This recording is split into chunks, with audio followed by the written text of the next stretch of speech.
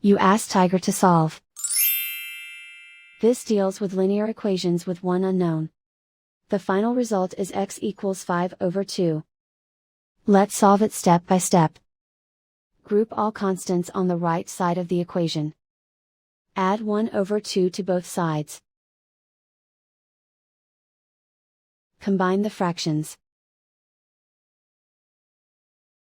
Combine the numerators. Reduce the zero numerator. Simplify the arithmetic. Convert the integer into a fraction. Combine the fractions. Combine the numerators. Isolate the x. Divide both sides by 3. Simplify the fraction.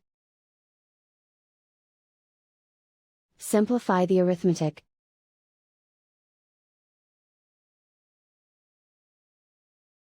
And so the final result is x equals 5/2.